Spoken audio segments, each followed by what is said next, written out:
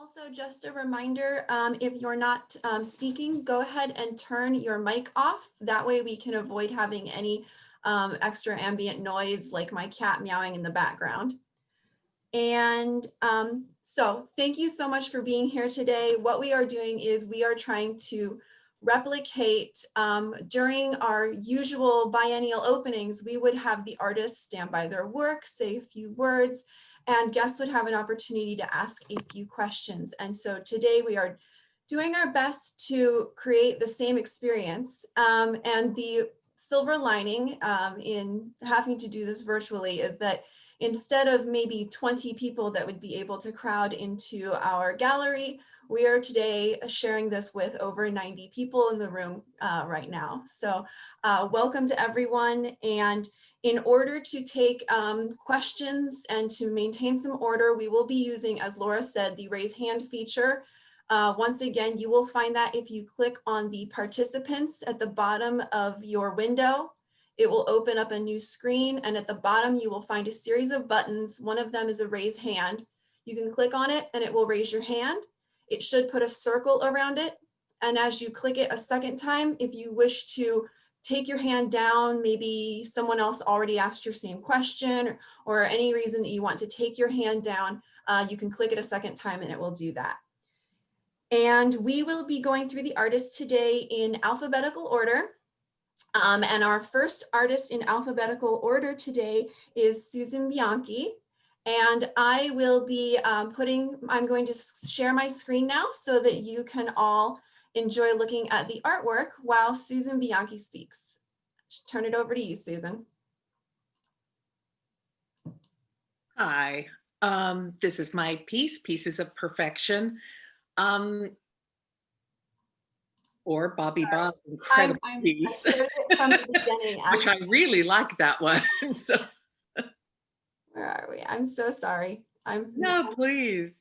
Doing Zoom and PowerPoint at the same time is a challenge for me, apparently. But sorry to interrupt you. Let me ready to go. No, that's okay, because I was sitting here laughing because, of course, my dog has decided to start to snore right now. So if you catch some little sounds, I apologize. In any case, this is my piece, Pieces of Perfection. It started life as a photograph that my husband took of a mannequin in a vintage store in the Haight-Ashbury district of San Francisco. I loved the image and really wanted to try to reproduce it with the buttons and beads. And I'm just so happy with how it came out, but I love the dimensionality of it. We always referred to the photo as the Stepford wife, and that's really what she is. It's just bits and pieces of perfection. I'm not sure what else to say. It's a small piece. Well, I have a few questions, and I'm sure there are some other folks who have some questions, and we'll kind of move you through things to talk about. If anyone wants to go ahead and raise their hand if they have a question, but I will start off while we wait for hands to be raised. So when we first saw this piece, I think it's just stunning and beautiful. And Laura said, I find it a little bit disturbing. And my response was, I think it's supposed to be, Laura. Can you tell me a little bit more, expand upon that idea of the Stepford wife in your artist statement? Would all aspects of her as a woman add up to total perfection, or just pieces of perfection? Can you tell me a little bit more about that? Actually, I loved the story of the Stepford wife, and just that trying to live up to other people's ideals of what a woman should or shouldn't be. And it was interesting to me that actually when I ended up posting this on Instagram, and I got quite a few questions, is that a self-portrait? Which it was like, that really kind of horrified me. So it's like, oh no, no, no. because it is that disconcerting, that wide-eyed kind of vacuous smile. But it just intrigued me. I just have always liked the image. Well, and Susan, I have to say that your choice of medium, and the way you use the buttons, just it heightens the tension around that question of identity, and the question of who's shaping whose identity, and the extent to which we have our own self-determination, how we manage that. It's superb, and that it asks that question in a way that, for me, it's superbly unsettling, I guess is the way I would put it. Can you talk more about your buttons? I know I've seen video of you creating buttons. Do you make all your own buttons, or do you take some commercial buttons and adapt? How does that work for you? I use everything and anything, quite frankly. I've been blessed to belong to a local guild whose members have been highly supportive of this endeavor and gifting me bags of buttons and boxes.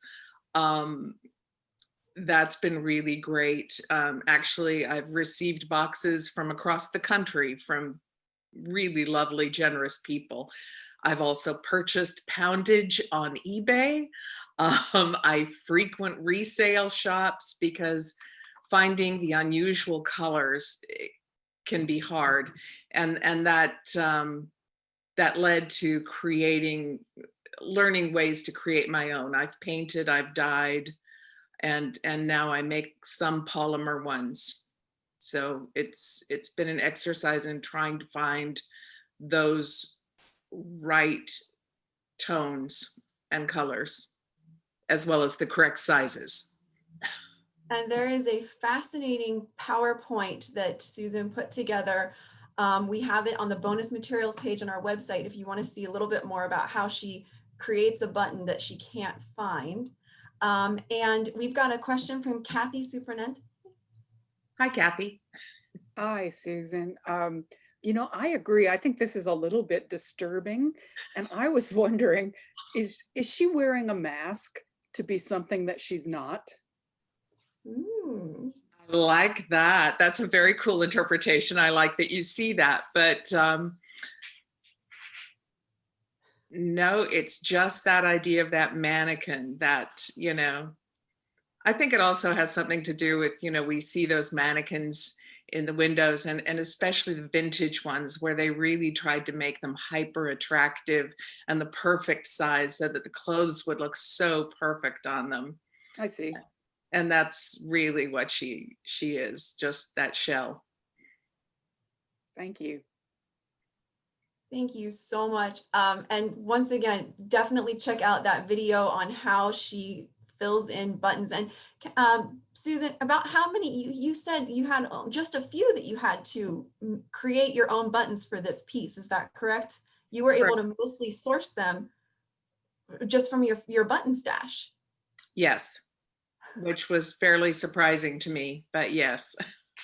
Incredible, absolutely incredible. And just an incredible piece. We don't have any more questions right now, but if anyone thinks of another one, you can go ahead and use that email that I put into the chat, and I will forward those questions on to Susan. Oh, wait, one more from Carolyn Liebberg, and we do have time for it. Let's go ahead and take that. Carolyn? Carolyn, unmute yourself. I'm sorry. I wondered if you would discuss the color palette a bit.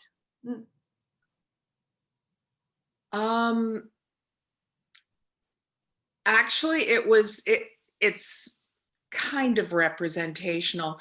In the photo, it was a lot more just shadow, and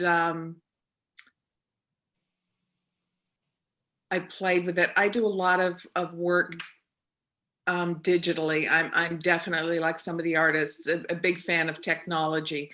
So I spend a lot of time in Photoshop, in using other apps, and a lot of it was just intensifying some of the colors and going into this. So it kind of just shaded the way I wanted it to shade, to emphasize some of the shadows. And I just, when we hit upon this, I just really love that periwinkle to purple. And I just thought it really accentuated the blue of her eyes and just took it a little bit out of the norm. So It's beautiful, and there's something sort of magical in a slightly scary way. Very appropriate. Thank you. And then, right as I move on to the next artist, I just have one in a chat. Now, this is stitched onto fabric, correct? Your buttons are Yes. stitched to fabric? It's actually technically a traditional quilt. It's got 2 layers of cotton, sandwiching, batting, as well as a stabilizer. I bind the edges and then proceed to sew everything on. Awesome. All right. Thank you so much, Susan, Thank you. for telling us more about your work. I will go ahead and bring up the next slide for Laurie Bucher. And this is a collaborative piece with her son, Ross Bucher.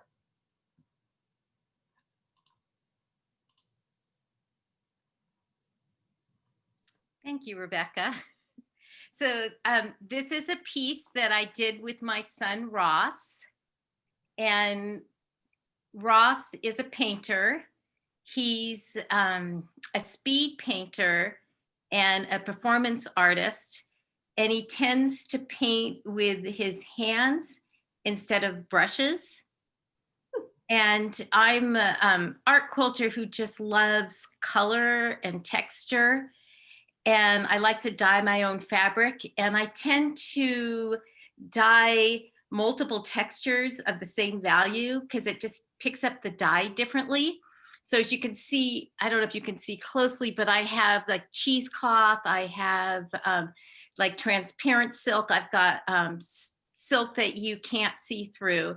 And I just enjoy using all the textures. And I don't use a journal. I just like the journey. So for me, it's all about the surprise, what's going to happen. I just really like the process. And Ross also just really enjoys the process. And we found that since we've been working together, his paintings have become more quilterly, and he sections things off like a quilt. And my pieces have become more painterly, and I've added some faces into my artwork.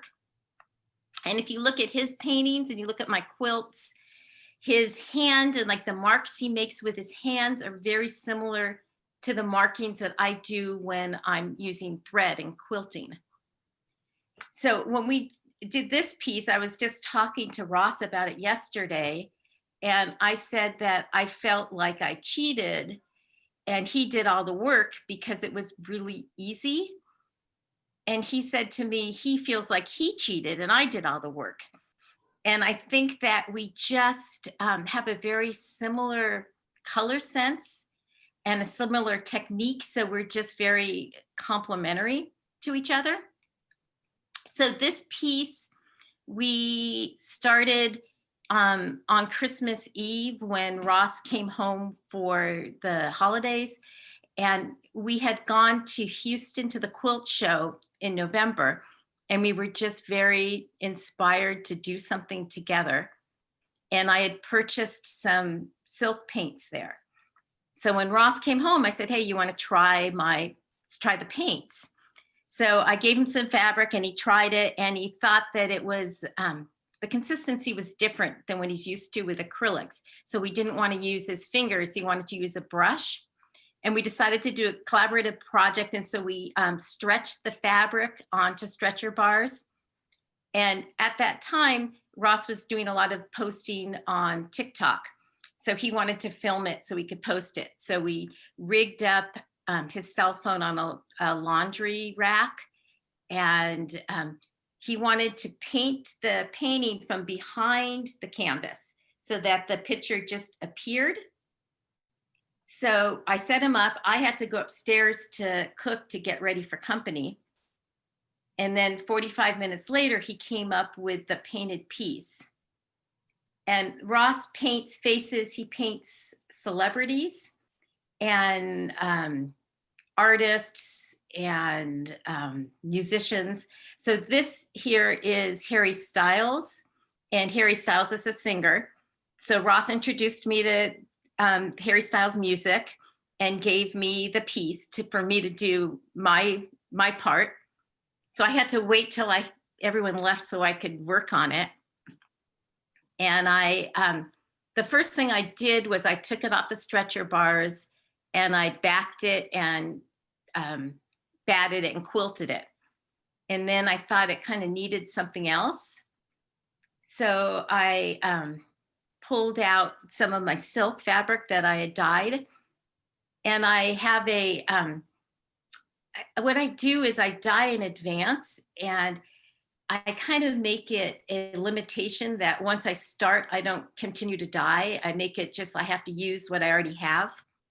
So I pinned things on the wall, and I would cut a shape and I would put it on and I stitch it.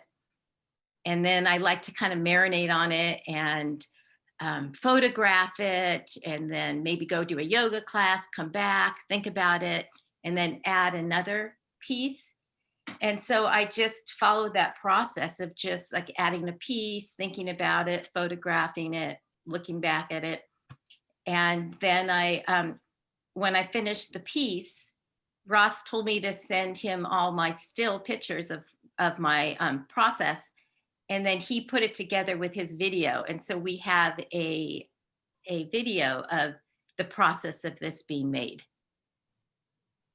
And Yeah, that is yeah. available online. Yeah, the video you can get in the Meet the Artist page. There's a link to it. Yeah, on our bonus materials. Yep. Mhm. And was Ross able to join us today, Laura? I could bring. Yes, Ross, I believe is here. Ross, can you unmute and would you like to introduce yourself? Hey everyone, I am Rob talking about, I'll put on the video, hello. Hey, Ross. I think my mom really explained the process of this piece. Like she said, there's a video available. It's on, if you go to vimeo.com, and then the title of this piece is Heart Rush. So vimeo.com/Heart Rush, you can see the video of it. Yep. And what are your thoughts on items that came? Sorry, I think I have a little bit of.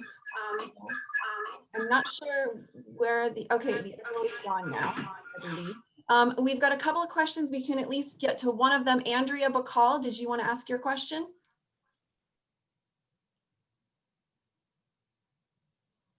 I think you're still. Andrea, you need to unmute.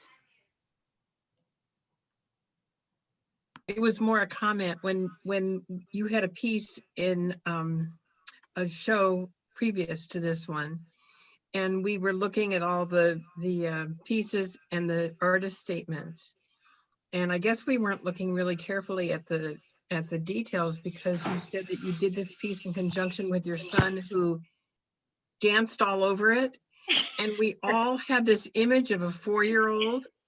Ross, you should think that of a 4-year-old with paint all over his feet, just dancing like this, you know. It was the most wonderful image. Actually, now meeting Ross and seeing how you do it, it's even better. But it was just a funny, very inaccurate kind of image that we all had. But it's great. I love it. Thank you. I think that's not far off. We do like to keep a childish energy in our pieces. Great. Let's go ahead and quickly take Mary Thornton's question as well, please. Howdy. I'm really intrigued with this process, and I'm curious because I take photos from concerts and things occasionally, and I'm wondering, did you have to get permission from the artist to be able to reproduce their likeness? Ross? No, we did not. I used a composite of a couple different photos to put this one together. but that's definitely a great question. Yeah. But you don't know the answer. Because I can never get to the artist to ask them, and No, I definitely email them and I say I would like to use your likeness, and I never hear back. So I don't know what to do about that. Might make a difference that it's not even titled with his name. Okay, well, some of them are pretty recognizable, and so I just was kind of concerned about that. So I modify them also, but I just wondered if there was a way, if they, save me some time, or I can get some information that way.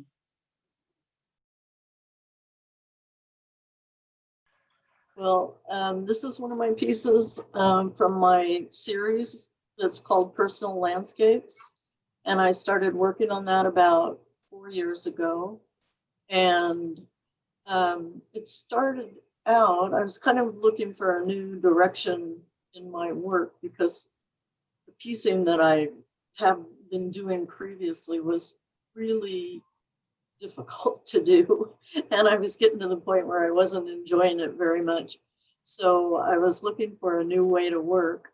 And I was in Palm Springs visiting my sister, and we went to it's kind of a nature preserve called 1,000 Palms Oasis. And we hiked to a spring there.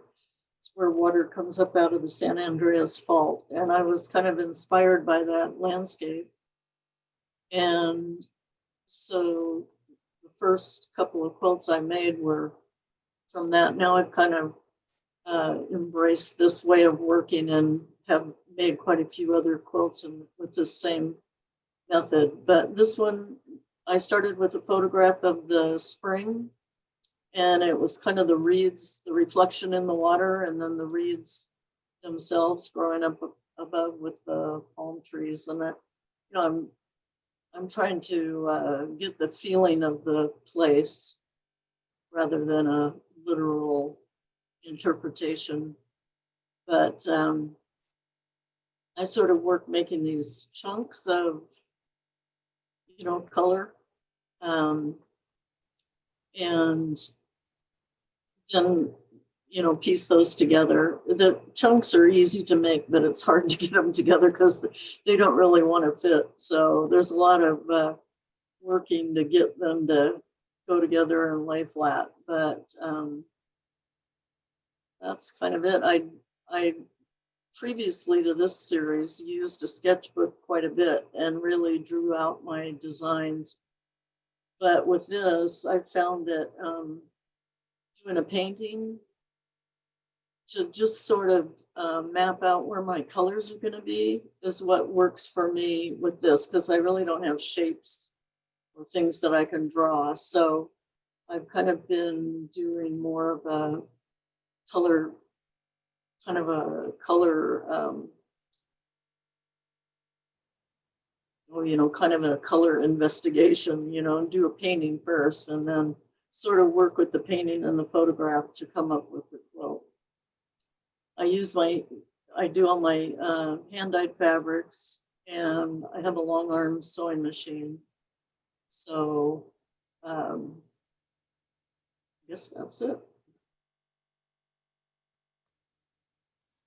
I definitely find it fascinating how you work between different media to create the same moment and the same imagery, and how you explore going from a painting to working and quilting. We've got a hand raised, but first I'll ask a question from the chat. Bonnie, is this all pieced? Yes, it's all pieced. I don't do any applique, it's all piecing. So thank you. Stefania Bomarito, let's take your question. As a quilter, when I see things like this and then trying to look up close up at her quilting, which looks extraordinary. I wish I was there to see it in person, not touch, but view like a little bee. How do you go about quilting your quilts? Are you changing colors, or is it all one color? And it's I think that really adds to the your message and the coloring of capturing of colors by your quilting. Could you say a few comments about that, please? I might not have with this one. What I usually do is when the quilt top is done, I print out a color photo, just on 8.5 by 11 paper, and use tracing paper just to sort of get the lines where I want the major lines to go, how I want the quilting to flow. And then I just do it, freehand on the machine. I usually use King Tut superior threads, and Yes. I tend to use the variegated threads that are similar in color, not high value contrast. And I do change colors, but I don't try to match, like some of the lighter blue threads will go off onto the green, and I don't keep it specifically in one color spot. It kind of moves around, but I do change threads. I usually end up using, I don't know, maybe 6 to 12 colors on a quilt. And the design on this one, a lot of times I do, close lines, although they're not usually straight, horizontal and vertical, they're wiggly. But this one is a different kind of a pattern, but it's the same pattern overall. I haven't changed the quilting design really. It's the same pattern over the whole quilt. Changes direction and changes color, but same line. I like that. The intuitive quilting and all the variegated King Tuts adds a real richness to what would normally be a nice set of colors that you piece together. But with your quilting technique and the way you're doing it and the spontaneity and it's extraordinary. It really adds to the richness and the magnificence of the quilt. Thank you. Thank you. And I have a question, if there's not another hand raised for you, Bonnie, about your fabric. How do you get the fabric's colors? Do you purchase the colors or do you create them? No, they're all my hand dyes, and I just I use Procyon MX fiber reactive dyes. I don't do too much surface design. I have tried it a few times, but normally I'm just dyeing colors, and I tend to just look at what I have and go, ooh, I'm running low on blues, so I'll go dye some blues. I don't usually dye fabric for a particular project. I just dye to fill up my color palette and then pick from what I have, what's there. So I like this way of quilting because all these little modular, long, skinny triangles I can cut ahead of time. And I have, like box lids that I sort of have this big color palette spread out on my table, a box of green and a box of orange and a box of blue and a box of darks. And then I just have that color palette laid out in front of me so I can make up the chunks, with taking pieces that are already cut and laying them out and seeing how they go together. And then I sew that chunk together and put it up. But I sew the chunks particularly for where they're going to go on the quilt. Well, thank you so much for sharing more about this piece. Just mind-boggling as all of your pieces are with all of the piecing work. So thank you again, Bonnie. I'm going to go ahead and bring up a slide for the next artist now. We've got Paula Kovarik.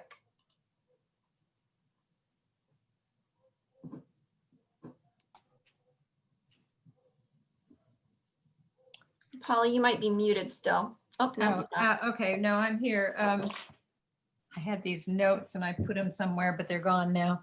So I think I went for Would the you like long. us to come back to you and go to the next artist, Paula? No, it's fine. I'll be fine. So I think I went for the longest name in history for my piece. It's called The Usual Suspects, Presto Changeo, Empty Rhetoric, Caught Red-Handed, and Sideshow.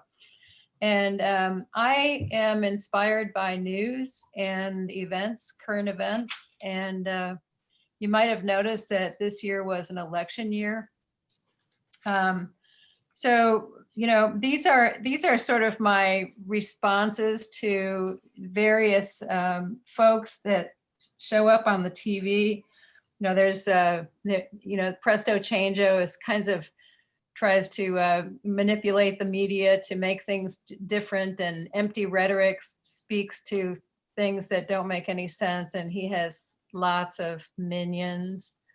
And then, you know, the stock market dialogue goes on and on. It always confuses me when there's bad news, the stock market goes up. So, you know, that's my response to that. He's called Caught Red-Handed, and, you know, he's got his fingers in the till. And then Sideshow is really all about how people manipulate facts and kind of juggle them for their own means.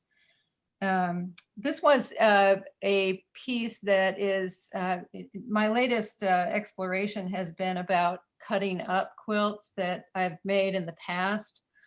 So this piece is made of, I think there are about 3 or 4 different quilts in here, things that I decided that you know, their date was over, you know, they had their shelf life. So I use them as raw materials, and then restitch and stitch again and stitch again on top of that. I think there's not ever enough stitching in my life. I just love to do it. And I use the thread as a drawing tool. All of my work is free motion, and I don't draw proper, you know, this is a assembly of pieces that were laying about my desk because I'd already cut the quilts up, and then just to sort of assemble them as things happened, you know. And they're actually, you might not be able to see on this photograph, but it's actually 4 different panels, and I worked on each character separately. And this material that I put them on were these, it was kind of a stained and distressed hand woven linen that was really wonderful. It has lots of nubs in it and kind of dirty. And it was really nice to work with because it had a continuity piece to piece. So after I finished the 4 characters, I thought really they deserved each other. So I put them all together. And that's the story. You can see more detail if you look at the detail, and that's it. Anybody have any questions? Yes, let's, so anyone who has a question, go ahead and raise your hand. And so it sounds to me like you, while we're waiting for questions to come, you work very intuitively, not from sketching or pre-planning. You just kind of put things together as they lay on your drafting table. Yeah, I do that. You know, every so often I will do a little drawing on a Post-it note. You know, something that I've dreamt the night before, or something that I have to remember from a walk that I've taken. And you know, the drawing is really just a rough sketch for my own memory sake. My memory is starting to lose it, so I have to like write things down. And I have Post-it notes all over the place because of my brain is on overdrive these days. I just can't get enough time in the studio. So I'll have 4 or 5 pieces going at the same time. I work in my studio from about 8 o'clock in the morning till 4 or 5 in the afternoon every day. So my studio is one big play room for me. I warn my husband sometimes that if I had a cot, I wouldn't come home. So That's great. Mary Thornton has a question for you as well. Mary? hi, Mary. Hi there. I really love your work. Are you doing this on a free motion or a long arm or a No, yeah. I have a regular Bernina. domestic? I have a domestic Bernina machine. It's a 740. But most of my work prior to that, my 740 is relatively new and a little too picky for me, for my taste. My previous machine was just a Bernina 150. And so, yeah, I do everything on that domestic machine. I thought about getting a long arm machine and decided against it because I like sitting down. Super. Well, thank you kindly. Yeah. Oh, Paula, thank you so much for sharing about your this is such a humorous piece. When you look at all of the details, you could seriously spend so much time just looking at all your humorous little details that you've added in. So I think you had a lot of fun creating this piece. Absolutely. Thank you so much. Thank you for sharing. Okay, let's see. We've got Viviana Lombrozo up next, folks. Let me go ahead and bring her slide up for you.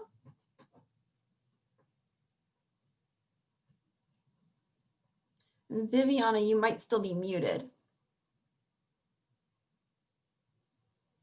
Yes, can you hear me now? I can hear you. Hey, thank you very much. First of all, I want to thank very much Laura and Rebecca and all the staff for all the wonderful job that you've done with all this presentation. I created this piece as a series of art quilts that I've been doing for a long time related to language. Language has always fascinated me. I grew up in a home where 5 different languages were spoken. So at a very early age, I learned that there were many ways for saying the same thing. In addition to being an artist, I'm a conference language interpreter. Therefore, words have always played an important role in my life. Also, I love alphabets and calligraphy. I have been a lifelong calligraphy student, and I like to create my own personal scripts. I find it very interesting that even when you can't read or understand a text, we know it stands for some form of communication. The words text and textile come from the same Latin root, texere, which means to weave or construct. In the last several years, I have been working on a series of quilts in which I combine both. I'm using different ways of blending text with cloth to create a new narrative.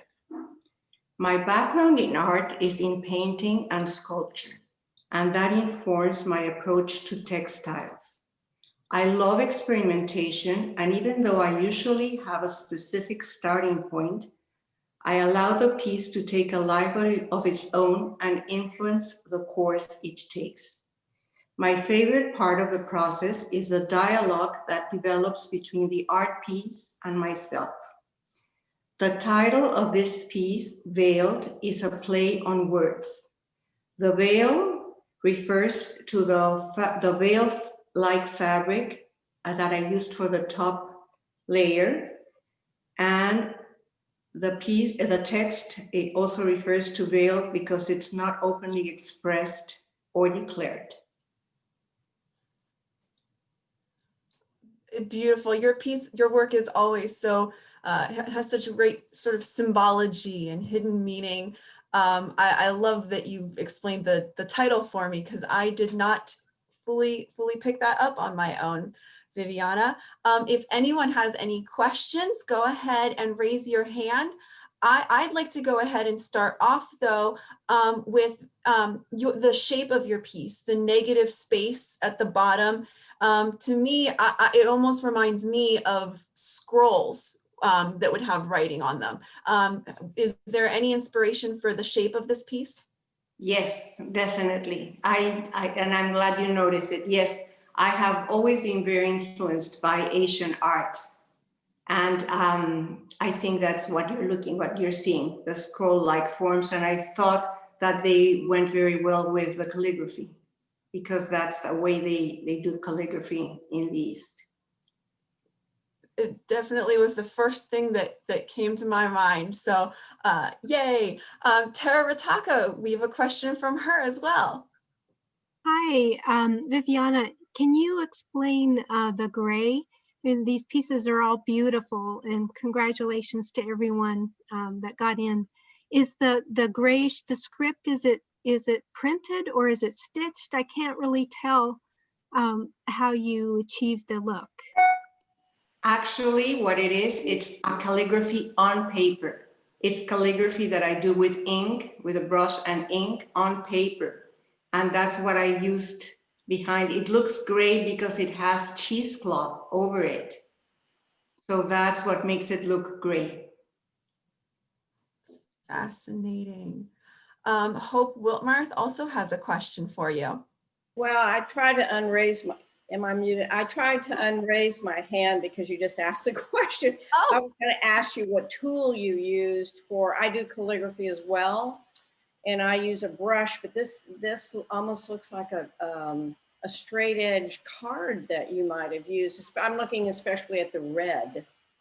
Yeah, the red, actually the red was originally done also as just black ink calligraphy. And then the red is actually an applique. It's fabric that has been cut out. And I took the shape from some calligraphy that I had done by hand. It's a wonderful piece. Thank you. Thank you. Thank you, Hope. I think we have time for one more from Simone Armstrong. Hi, can you hear me? Yes. Okay, great. I was just wondering, is the cheesecloth treated with anything? No. Put it on? No. No. This is lovely. Thank you. Very nice. Yes, I echo her words exactly. This is lovely. And it was so lovely to hear your words and your explanation of your piece. Viviana, thank you so much for being with us and talking about your piece. Thank you. So we've got a couple more. We've got Judy Martin next with her very interesting two-sided piece. So she'll tell you more about that. Judy, you might, oh no, you're not muted. Yeah, here I am. Yeah, the title of my work is My Awakened Heart, and it is a two-sided piece. The second side also has its own title. It's called Noble Tenderness. And it's an entirely hand-stitched piece. All my work is mostly hand-stitched. I love doing hand-stitch. And it's 55 inches high and about 50 inches wide, which for me is not very big. I usually work bigger than that. It's got the circle, and I've been using the circle a lot in my recent work. I think of the circle as the self or as the inner world. And the inner world is my subject. I think it's such a huge place, the immensity within us. We can go in all directions if we just shut our eyes, backwards to memory and forwards to daydream.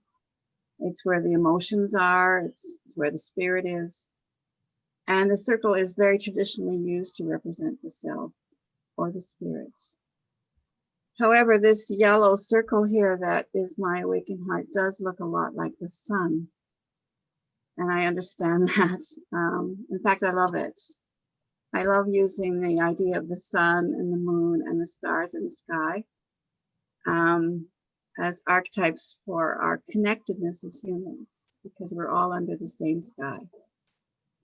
The techniques are applique and reverse applique, and some piecework and a lot of embroidery. The circle was pieced from commercial fabric and was my starting point. It's a double weave cotton, which is what I found very inspiring. There's two layers in one, and you can cut into the top layer to reveal the bottom layer. The designer is Naomi Ito from Japan.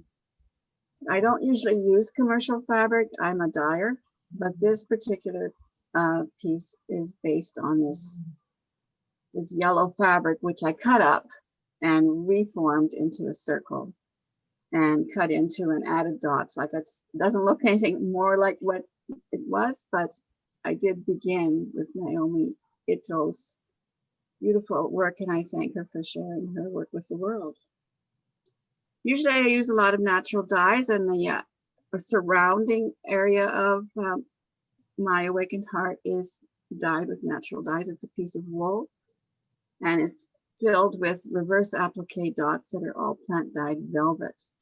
That is one of my favorite techniques, is to make a hole in my cloth and fill it up with another fabric, usually velvet, and then stitch the bejesus out of it so that that velvet puffs up and becomes like a texture in itself. And really, this is a piece that's so full of texture, it's a little distorted. And I wanted it to have this distortion thing that happens with fabric once you use it and once you wear it and once you stitch it. It's all part of the humanness and the connectedness of cloth to the human being. The second side, noble tenderness, you can see how I just cut it's all embroidered. I go back. The yellow part was all embroidered and appliqued, and the stitches in the yellow part came through to the green fabric on the back. And as I noticed them, I knew that I loved the back just as much as the front. And I wanted to, so I consciously continued making the two-sided piece.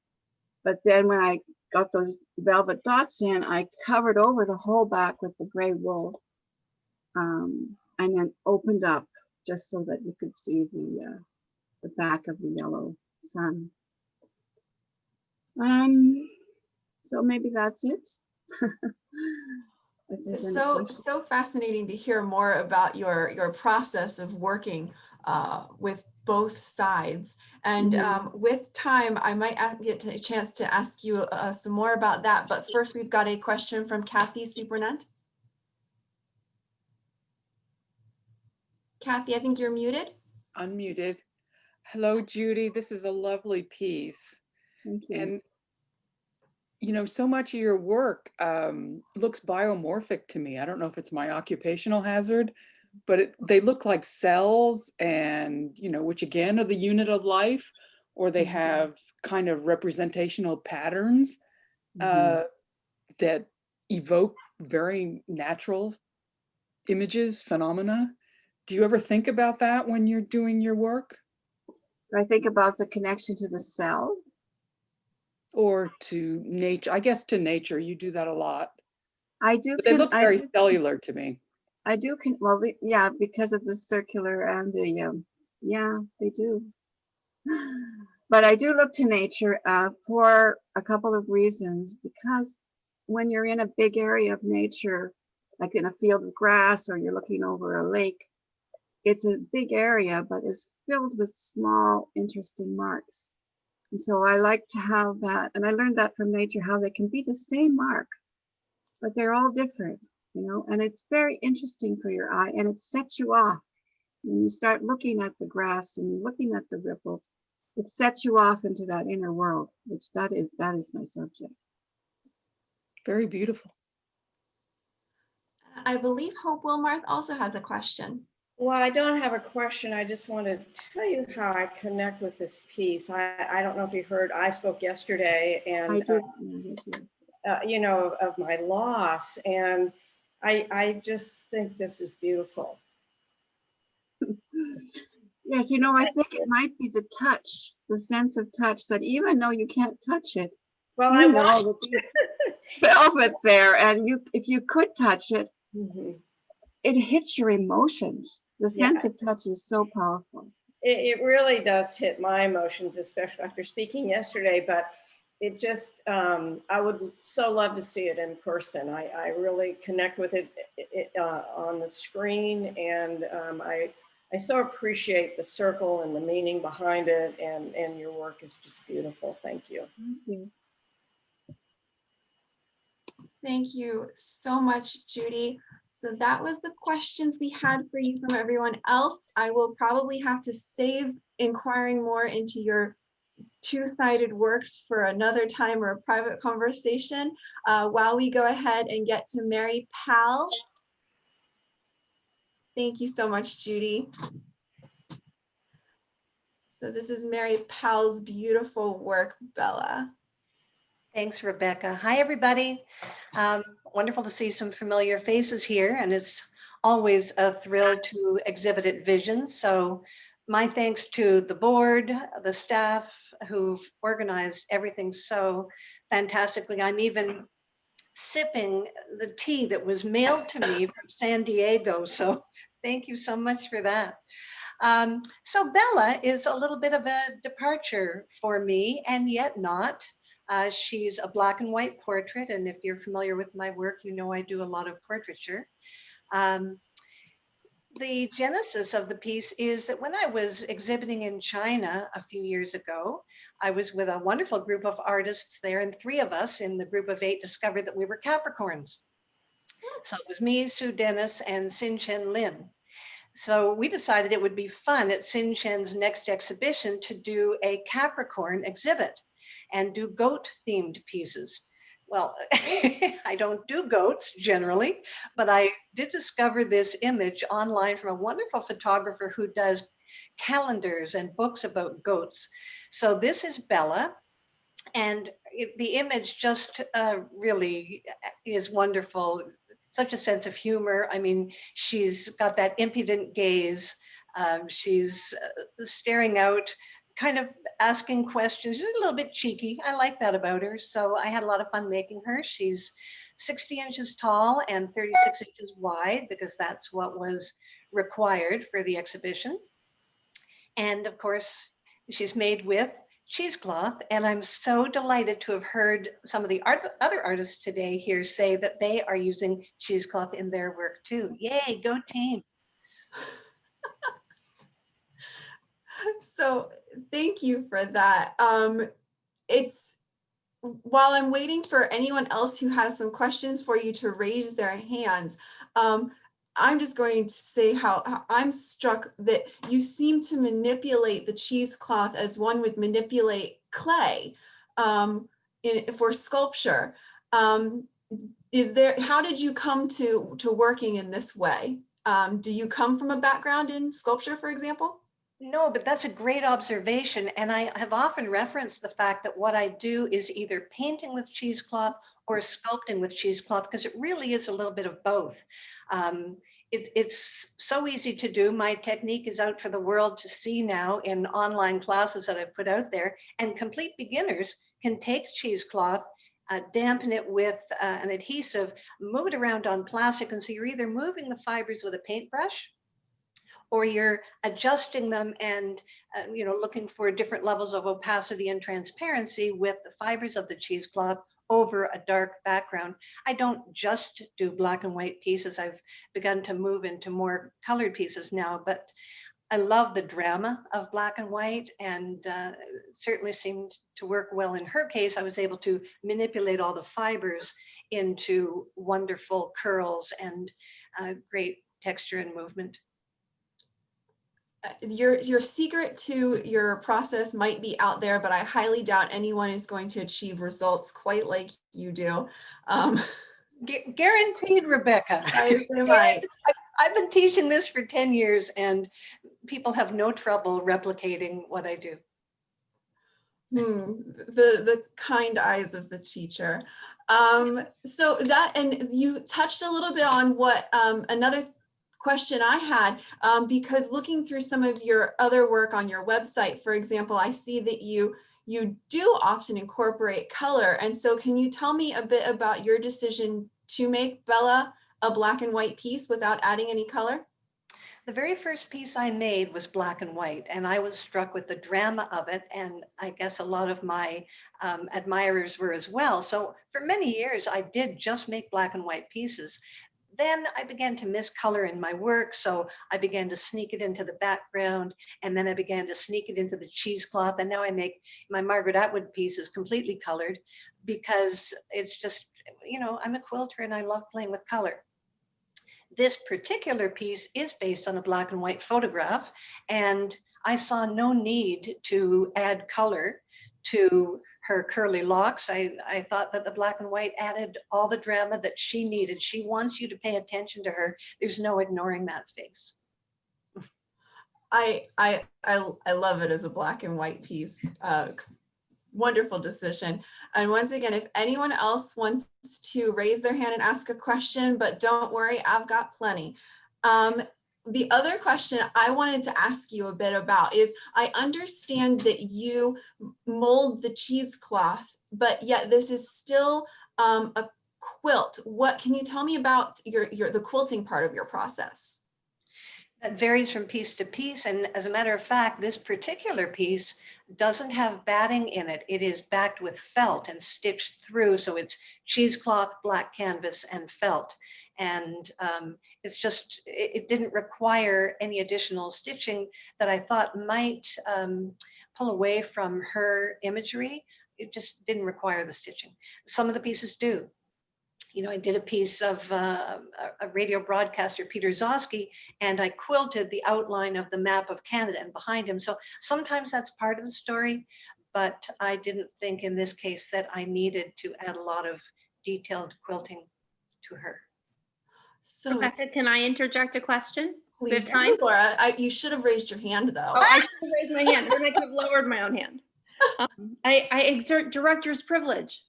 What that's worth. Mary, what I find so astonishing about this is that I have to keep reminding myself that it's not real. And I know that it's black and white. I mean, I know that it's not real, and yet it is so astonishingly lifelike that I really expect this lovely creature to just pop from 2-dimensional into 3-dimensional and come up and like lick my cheek or something. There's just something like, it's like a spirit animal or something. It is so extraordinary. And how you achieve that level of realism in black and white. Strictly playing with value. Because I'm able to open up the fibers of the cheesecloth. Sometimes you're looking through and you can see a lot of the black background in behind in those, 50 shades of gray that are in there. But there's also pure white and pure black. And so that's what helps to create the drama of the piece.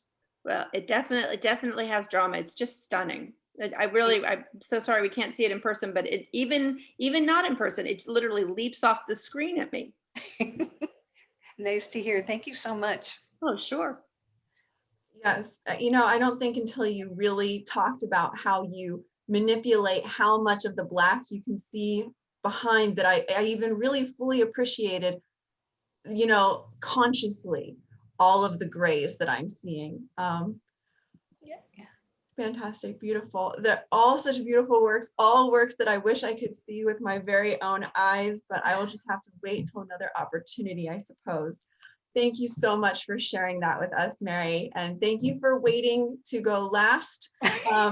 I think that I might have to do something crazy like go in reverse alphabetical order on Friday. So everyone, I'm so excited that we were able to have so many people here to hear from these wonderful artists. We've got more artists tomorrow, one more installment of this we have, and I think I should go in this order tomorrow because Z-Barth, I bet she goes last all the time. So let's do this in reverse order tomorrow. We're gonna do Charlotte Z-Barth, Jan Tetzlaff, Karen Schultz, Irene Roderick, Paulette Landers, Jill Kurtula, and Deborah Fell. And it's another free event that we would love to have you join us for. I will put right now, as I take down my screen sharing, I'm going to put the link to register so that you can come to that event while Laura closes up with any closing remarks about perhaps a reminder about Interpretations 2021. Yes.